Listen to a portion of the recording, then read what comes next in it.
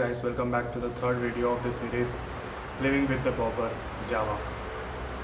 तो मैंने दो वीडियो पहले ही बना चुका था। फर्स्ट वीडियो में मैंने आपको बेसिक इन्फॉर्मेशन दिया था बाइक के ऊपर एंड सेकंड वीडियो में मैंने आपको एक्सेसरीज़ के बारे में बताया था एंड उसी वीडियो में मैंने आपको बताया था कि जावा की तरफ से एक सुपर पीडीआई हो रहा है जो फर्स्ट डिलीवर्ड व्हीकल्स थे बिकॉज एक न्यू मॉडल है।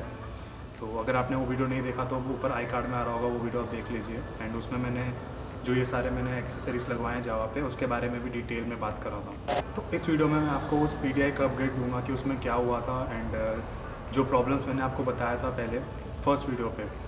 तो उस वीडियो में मैंने जो प्रॉब्लम्स बताया था जैसे कि वाइब्रेशन हो गया ओडोमीटर का एंड रियर ब्रेक शू में जो प्रॉब्लम्स आ रही थी, आवाज़ आ रहा था स्लो स्पीड में, वो सारी चीज़ें क्या ठीक हुई है आफ्टर द पीडीआई या अभी भी है, ये सारी चीज़ें इस वीडियो में मैं आपको अपडेट दूँगा।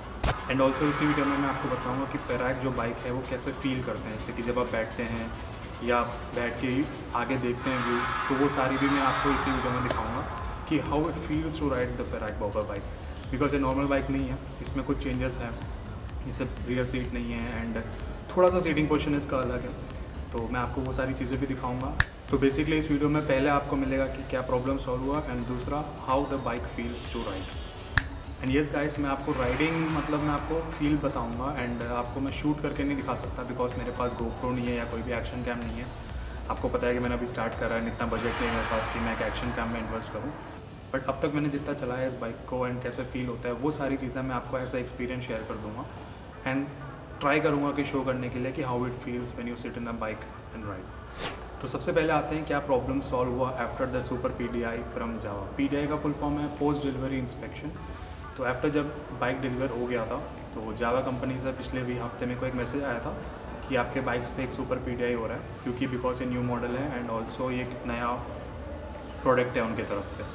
तो उसमें मैंने उन जावा के इंजीनियर्स आए थे एंड पूरे शोरूम में बात हुई थी उस पर एंड मैंने सारे प्रॉब्लम्स बताए जैसे मैंने आपको उस वीडियो में भी बताया था। अगर आपने वो वीडियो नहीं देखा है जिसमें मैंने प्रॉब्लम्स बताए थे जावा के पेराक के ऊपर, तो ऊपर मैं आई कार्ड में लिंक कर दूँगा, उसको देख लीजिएगा। तो सबसे मेन प्रॉब्लम जो मैं फेस कर रहा था वो था ब्रेक शू के आवाज़, रियर ब्रेक से बहुत काफ़ी आवाज़ आ रही थी जैसे कुछ घिस रहा हो ऐसा। तो guys after the PDI the problem is completely solve. एक छोटा सा भी की क्या भी आवाज़ नहीं आ रहा उसमें से, एकदम उन्होंने परफेक्टली सॉल्व कर दिया उस चीज़ को। आई डोंट नो उन्होंने क्या करा, मैंने पूछा भी था बट उन्होंने मुझे कुछ ऐसे नहीं बताया कि कुछ चेंज करा है या कुछ, बट अब बिल्कुल भी आवाज़ नहीं आ रहा ब्रेक शू के पीछे से। सेकेंड मेजर प्रॉब्लम मैंने बताया था ओडोमीटर वाइब्रेशन, जो नीडल वाइब्रेट करता है हर आरपीएम पे। तो उसका जो सोल्यूशन है 90% ठीक हो चुका है, बट अभी भी जो है माइल्ड वाइब्रेशन है ओडोमीटर के उस नीडल पे, और जितना पहले होता था उससे काफ़ी कम है। मतलब तभी मैं बोल रहा हूँ 90%। जैसे पहले ऐसे ऐसे से एकदम जोर जोर से हिल रहा था, अब वो बिल्कुल थोड़ा सा ऐसे जैसे कुछ वाइब्रेशन होता है जैसे मोबाइल वाइब्रेट कर रहा है उस तरीके से हिल रहा है। तो आई फील कि वो फ्यूचर में और ठीक हो जाएगा, मे बी इंजन जब सर्विस होगा उसके बाद ठीक हो जाएगा, बट 90% ऑफ द प्रॉब्लम जो वाइब्रेशन का नीडल वाइब्रेशन का वो भी ठीक हो चुका है। सो तो जो दो मेजर प्रॉब्लम था इस बाइक के ऊपर वो दोनों ही उन्होंने ठीक कर दिया है after the PDI. I am very happy with the performance कि कैसे उन्होंने इसको ठीक करा है। एंड सेकेंडली मैंने ये भी पूछा था कि और क्या हुआ है, बिकॉज बाइक मैंने एक दिन पूरा छोड़ रखा था वर्कशॉप में। एक्चुअली उन्हें शाम को देनी थी बट उन्होंने नेक्स्ट डे ही दिया था।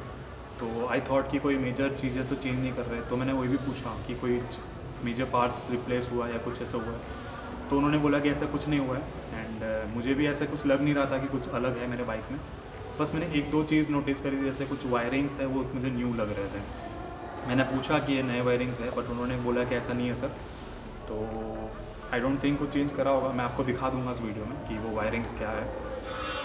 प्लस सबसे बड़ी बात मैं यही बता रहा था कि पॉट होल्स में, जैसे कमेंट्स में बहुत सारे लोग पूछ रहे थे कि सर बाइक जब स्पीड ब्रेकर में जाते हैं या पॉट होल्स में जाते हैं तो क्या बेस टच होता है। तो तब जब मैं पहले यूज़ कर रहा था बिफोर द पीडीआई, तो हाँ इट वॉज टचिंग। मतलब आपको अगर आप बाइक ब्रेकर में आते हैं तो आपको फर्स्ट गियर में हल्के स्पीड से जाना होगा, अगर आप मान लीजिए सेकंड या थर्ड गियर में थोड़े स्पीड से जा रहे हैं तो ईजिली जो है वो लग जाएगा आपका bike. But after the PDI, तो इस पीडीआई में क्या करा है कि कंपनी ने कुछ नॉर्म्स निकाला है। जैसे मैंने आपको बताया था कि ये जो स्प्रिंग है, ये जो स्प्रिंग आप नीचे देख सकते हैं, ये एक्चुअली 7 स्टेप एडजस्टेबल है एंड आप मेरे को देख सकते हैं मैं थोड़ा सा हैवी कैटेगरी में आता हूँ, मेरा हाइट एंड वेट थोड़ा ज़्यादा है।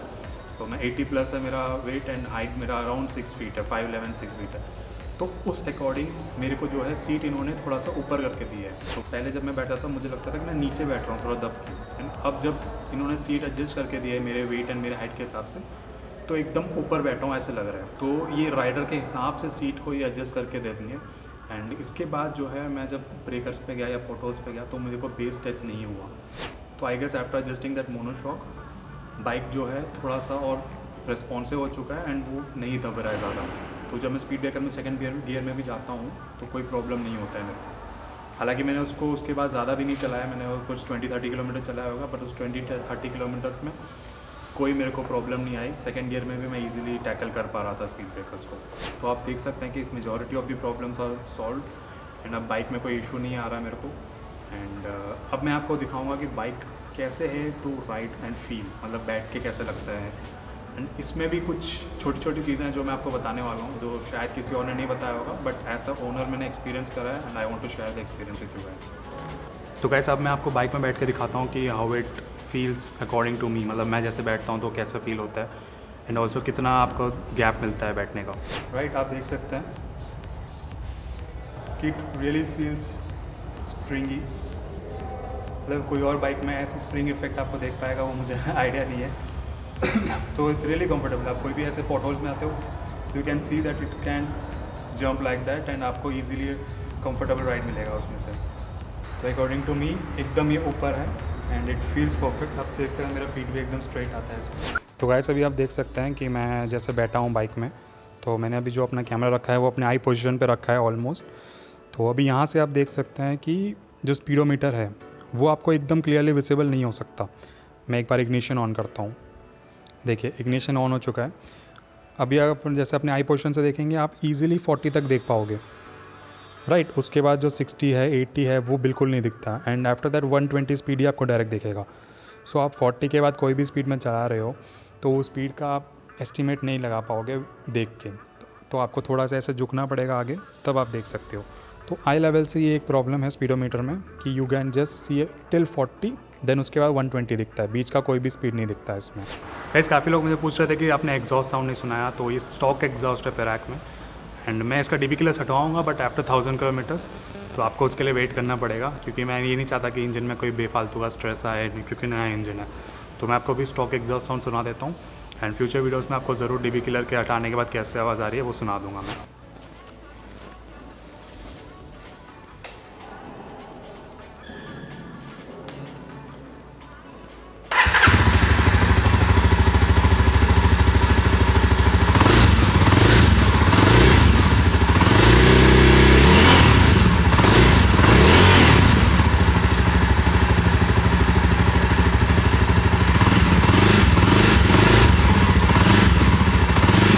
सो गाइस आप देख सकते हैं कि मैं घर वापस आ गया हूँ। नीचे बहुत गर्मी हो रही थी एंड बहुत ज़्यादा स्वेटिंग हो रहा था, तो मैंने सोचा वीडियो एंड करते हैं घर आके। तो बेसिकली आपको इस वीडियो में आपको पता चल गया होगा कि जो प्रॉब्लम्स मैं बता रहा था वो जावा ने कितने अच्छे से सॉल्व करके दे दिया है। एंड सेकेंडली आपको ये भी पता चल गया होगा कि पेराक में बैठने में कैसे लगता है and how it feels to ride the bike. हालांकि I could not show you running shots because मेरे पास GoPro या एक्शन कैम नहीं है जैसा मैंने आपको पहले बताया था। एंड फ्यूचर में मैं ले लूँगा एंड श्योरली आपको वो सारी चीज़ें भी देखने को मिल जाएगा। बट अभी तक जो मेरा एक्सपीरियंस था पेराक के साथ एंड छोटी छोटी जो प्रॉब्लम्स या जो चीज़ है डिज़ाइन को लेके वो मैंने आपको बताया। Hope you enjoyed this video and अगर आपको ऐसी वीडियोस देखने हैं तो do like share and subscribe and support my content. And और भी पेराक के ऊपर वीडियोस आने वाले हैं। जैसे बहुत सारे लोग ने मेरे को पूछा था कि सर माइलेज के बारे में बताइए, रस्टिंग के बारे में बताइए एंड ग्राउंड क्लियरेंस एक बड़ा इशू था सबके लिए, तो उसके लिए भी मैं वीडियोज़ बना रहा हूँ। तो नेक्स्ट वीडियो आपको कौन से टॉपिक में देखना है वो एक बार कमेंट कर दीजिए नीचे, ताकि जो सबसे ज़्यादा कमेंट्स आएंगे उस हिसाब से मैं वीडियो चूज़ कर पाऊँ। तो जैसे जैसे कमेंट्स आएंगे जिस पे ज़्यादा लोग बोलेंगे कि वीडियो बनाना है वो वीडियो पहले आपको मैं बना के अपलोड कर दूँगा, ताकि आप जो डिसीजन ले पाएँ या आपको पेराक के ऊपर जो भी डाउट्स है वो क्लियर हो जाए, राइट। एंड ऑल्सो गाइस अगर आपको और पेराक के फ़ोटोज़ एंड वीडियोस देखने हैं एंड एक्सेसरीज़ के बारे में जानना है तो do go checkout my Instagram page. उसमें भी मैं रेगुलरली अपलोड करते रहता हूँ पेराक के ऊपर एंड उसके एक्सेसरीज़ जो मैं यूज़ करता हूँ। तो अगर आपको क्वेश्चंस है या क्वेरी है आप मेरे को डायरेक्टली इंस्टाग्राम में भी मैसेज कर सकते हैं और एल्स आप यूट्यूब कमेंट्स में आपका अपना क्वेश्चन डाल सकते हो एंड मैं उसको आंसर कर दूँगा। तो see you guys in the next video. Until then bye, stay safe and stay happy.